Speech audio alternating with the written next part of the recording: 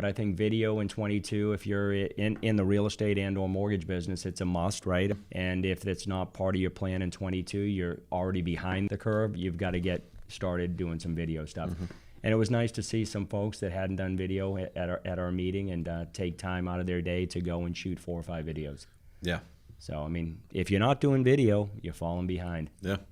Now, one person said, I regret that I did video. And no one said No.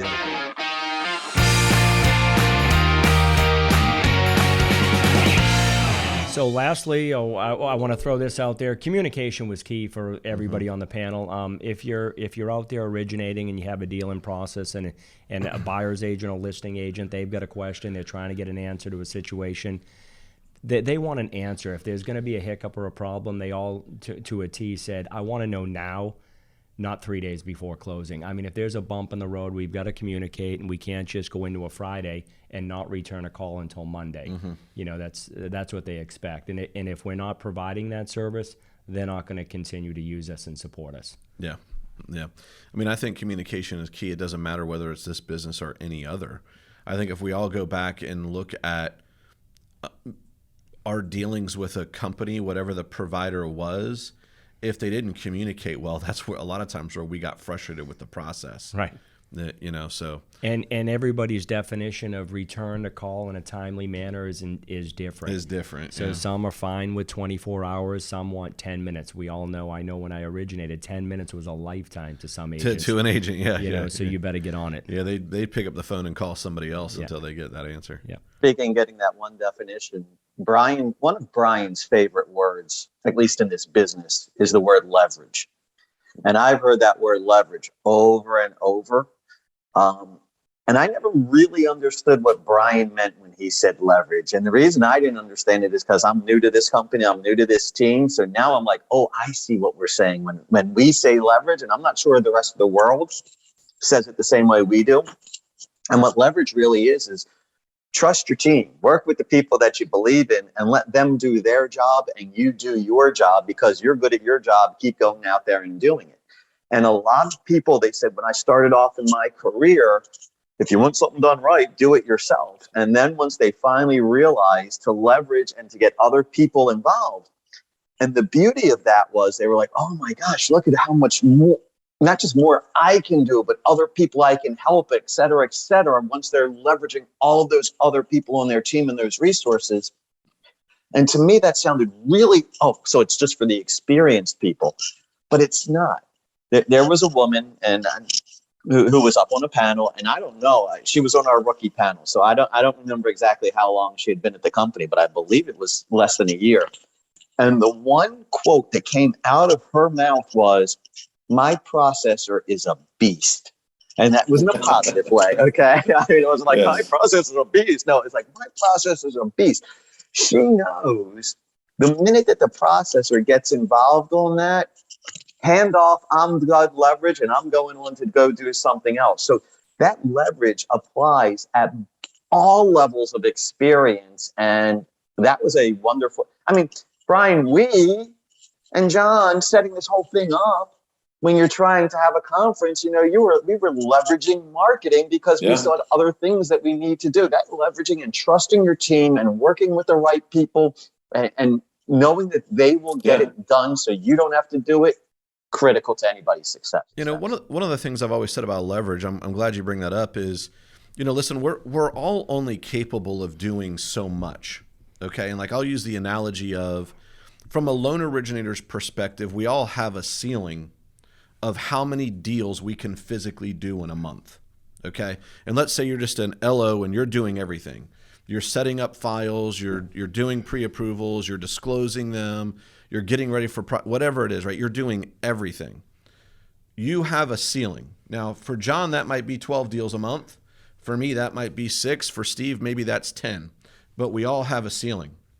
Once you reach that ceiling, you now have capped your potential, right? Which means you've also capped your income. And every loan originator out there got into this business because it had uncapped income potential, right? But the reality is it is capped until you get leverage, correct? Right? So when you understand that, hey, I've reached this ceiling of achievement, This is the most that I can do. To break through that ceiling of achievement, you've got to change systems and processes. And those systems and processes a lot of times come in as leverage, right? And so for some people, that's hiring a transaction coordinator or an LOA or something where, hey, if I can help the originator just focus on building relationships and pre-approving loans, could my 10 turn into 20, your 12 turn into 24, and Steve's 6 turn into 12? The reality is yes. But you've got to be willing to take that step. And that is, I'm going to get all, meta in here with you. Malcolm Gladwell. Let's pull it into Malcolm Gladwell. He wrote a book, and I want to tell you this was maybe 2012. Forgive me if I have the year wrong, but it was The Tipping Point. You remember The Tipping Point? You don't remember it. Okay. You remember Malcolm Gladwell, right? Like this. Yep. So here's what the tipping point is.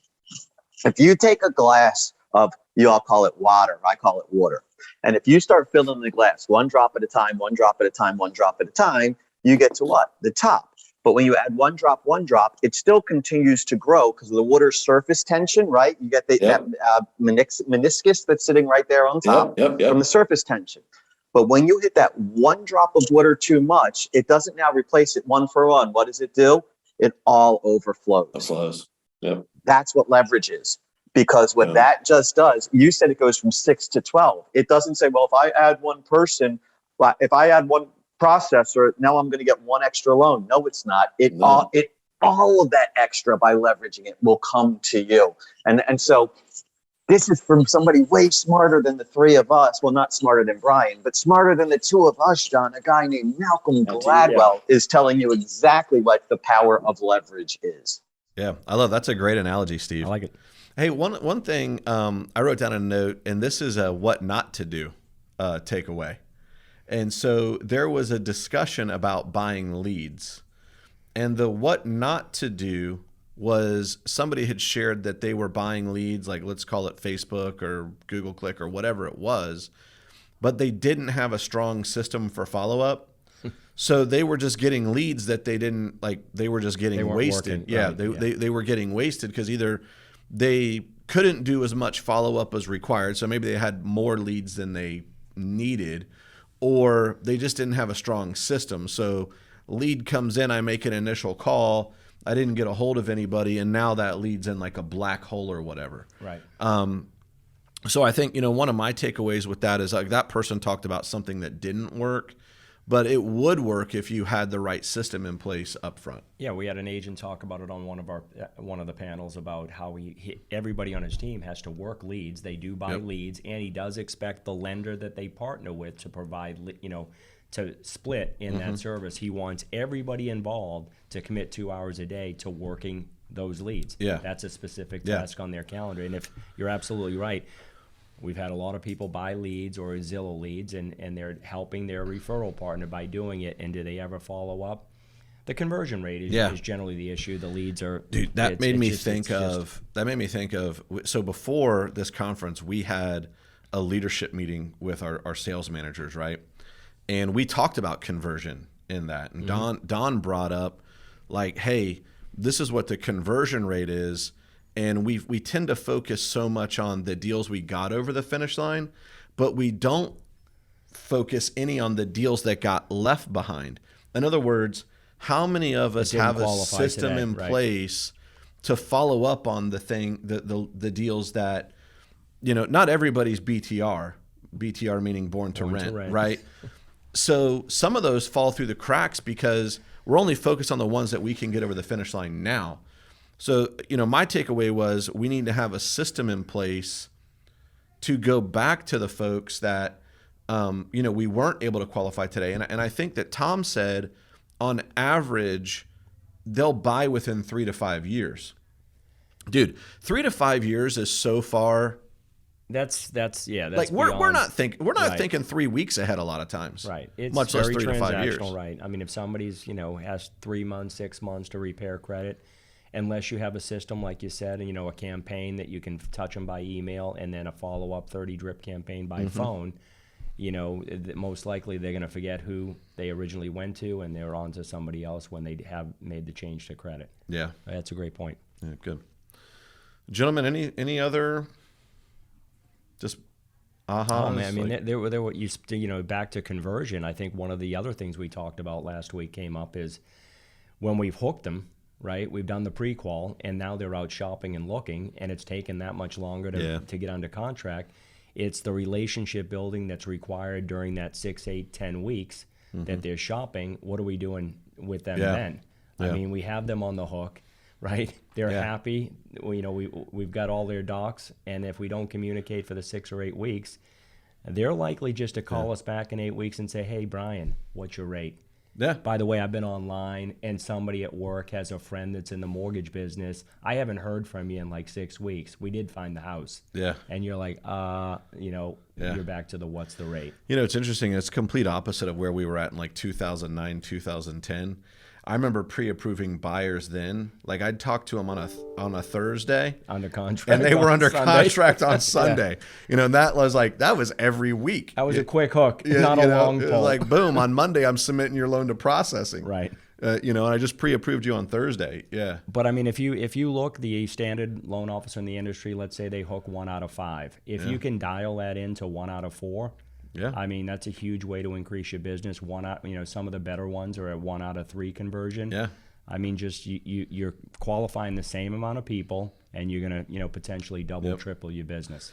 Yeah, you made me think of too, like going back to my origination days. I remember one time I was old school, and this was before we had great technology. I would keep a record of every pre-approval I did on a spreadsheet. And so, I mean, obviously it would have their name, their number, email address, but I would also have their referral partner and the day that I did it.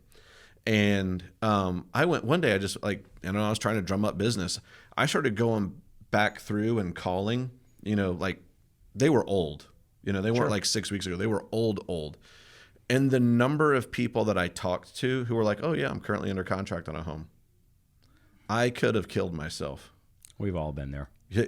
I'm like, you got to be kidding me. And again, that goes back to somebody having leverage, right? Yeah. If you had somebody in your office, an LOA or an assistant that was helping you follow up like that, especially with your past client database, I mean, that's a huge one. I mean, we know regardless of rates, and I'm going to say it again here, rates are at 4.5%, 5%, wherever they go, people will still have a need to refinance, and you need to work your past client database. Yep. I mean, and now is just important because I believe that we are going to go into a long trend of cash out refinances, primarily due to what word? Inflation. Inflation, yeah. I mean, that's what I think the next 12 months bode for us. And, there's some folks struggling out there. So if you do own a home and you most likely have a lot of equity, there's a chance that you could save, quite a bit monthly if you refinance, regardless of rate. Yeah. That's the message. True. Steve, any parting thoughts? I think I'd wrap it up by going right back to where we started. There's not one way to do it. Hopefully through this conversation here, we threw a bunch of nuggets that are out there. You're going to go, that works for me, that works for me, that one I'm going to say no to. But the one that we didn't say, a lot of people we talked to during those 2 days, 3 days, were social media people. Yeah. And the one thing that they always got back to, and I know we Let's already keep said talking about that. I mean, we said we got to ask for the business, but these social media people, I heard it over and over. It's called social media. And this is where you're forming the relationship, is on the social media. And they want to know about you as a person, as an individual. And they're not just wanting to hear about rates when it comes to things like Facebook and TikTok and videos and stuff like that. They want to know about you as the individual. What's your story? Yeah. I mean, we can keep going on some social media if you want. I mean, we did have the panel where we know that there were a couple folks that were getting quite a bit of their business from social media. I mean, we had a gentleman in Georgia. I won't drop his name, but has a substantial amount of friends via Facebook, Realtors, and personal. And he doesn't post much of anything about business, nothing about mortgages. And he attributed probably 85-90% of his referrals in 21 came through social media in some way, shape, or form. Yeah. And, a lot of the relationships he had prior to COVID, took those offline, took them and kept them going online. Yep. And kudos to him because he's found a cool formula to close about $45 million. Yeah. And again, if you get 90% of that coming via that source, that's amazing. Yeah. He had just shared he had done a really good job of, like, when COVID hit, just like everybody he kind of knew, he was going through and making sure that he was connected with on social media. Yep. You know, I mean, I think, you know, we go back, we were talking about listing agents earlier, you know, how many of us, when we get a deal or we start a deal, do we go to social media and connect with the listing agent? You know, because in a lot of cases, you're probably not connected with them already, you know? Yeah. I mean, that's a great point. I mean, you can find out everything you need to know about an agent beforehand before you even call them to try to, you know, schedule a one-on-one or a coffee appointment. Yeah. Yeah. So, cool. Anything What else you John? have? We went through everything I had. Okay. Yeah. All right, I got one more. Come on, man. We've got a whole list here. I mean, we've got video. I mean, we've got the rookies that talked about just. I love the rookie one. They were, hey, call everybody you know. I mean, I don't think that applies at no matter what stage you are in your career, but a lot of us forget to call friends, family, and our sphere. So right? you were talking about, there was a guy on a panel that talked about, like, he literally just got out his phone. Yeah. And like, today I'm going to call the A's, tomorrow I'm going to call the B's. And he was just calling people and saying, hey, I've made a career change. I'm now in the mortgage business. If you think of anybody I can help with a purchase or a refinance. And what I like about that is I'm gonna step it up. The phrase that I used to use is, if you know anybody that needs to buy, sell, or refinance, and that because I was new in the industry years back, right? That was my hook, because I had a lot of friends and people that came to me and said, I'm ready to buy. And it allowed me then to send the lead to a realtor that I wanted to engage with. Yep. I mean, that was huge for me to get that first 2 years. I worked that system, but we should always be saying buy, sell, or refinance, and hopefully get somebody that comes to us that we can handle lead out, because we did have some agents say we want a win-win. Yes. We want to get some referrals from you folks too. Yep. And I just throw another one out there is, and this was more the experienced people saying, it's about more for them personally. It's about more than the mortgage. It's about more than just the business. There's something bigger that's out there. The reason I'm part of this industry, the reason I get out of bed every morning, is I'm trying to figure out what I can give back to the community. There's a bigger purpose. It goes back to that concept. You got to get to this level of the competency in those first 2 years or whenever it is. And then you start to find really what your why is and why you're driving towards this, because now you have the capacity to be able to consider other things than just your business. And that touched me personally, because I was saying, wow, we have some people that are doing some really good things. Cool things. And we, in our industry, sometimes we always say it's about the money. It's about the money. And oh my God, we're compared to used car salespeople. I disagree with that. But I challenge anybody that says that. I can name 10 people at my company right now that are thinking of it way beyond how much commission am I making on this deal. It's some just magnificent community and charity involvement. Yeah. Yeah. And I think, you know, it affords you the opportunity to give back, you know, to what you believe in. Well, I've always said that the true measure of wealth is what you give away. Right. And that's either your time, your talent, or your treasure. Right. So good stuff. Cool. You were about to say something on video? Yeah, I mean, I think we did.